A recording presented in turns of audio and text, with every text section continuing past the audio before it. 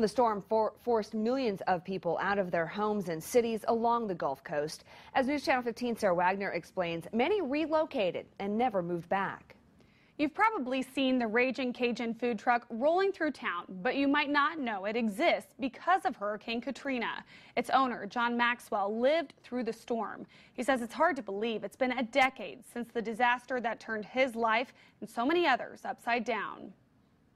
Born and raised in the Big Easy, John Maxwell's been cooking since he was 8 years old. New Orleans is a food city, so it's just such a big part of everybody's lives. You would just as soon ask somebody, "What'd you eat last night?" as you said, "How's the weather?"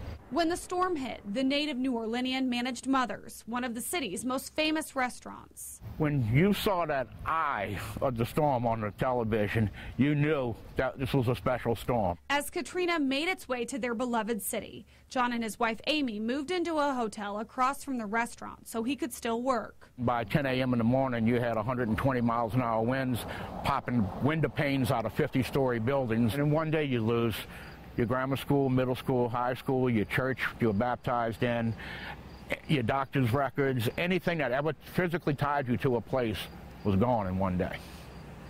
And that's a lot.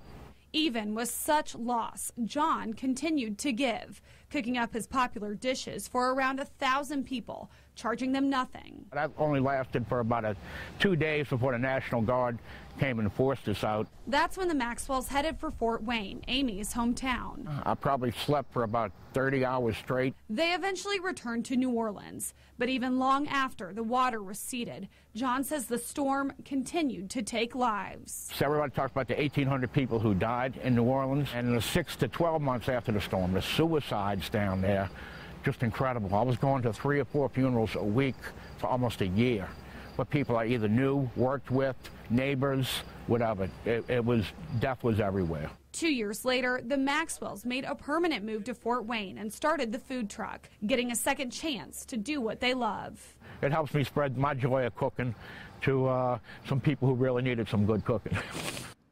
In the last decade, John's traveled back to New Orleans twice to visit family and friends. While he says the city's certainly made a lot of progress, he thinks some parts of it will never be the same. Sara Wagner, News Channel 15.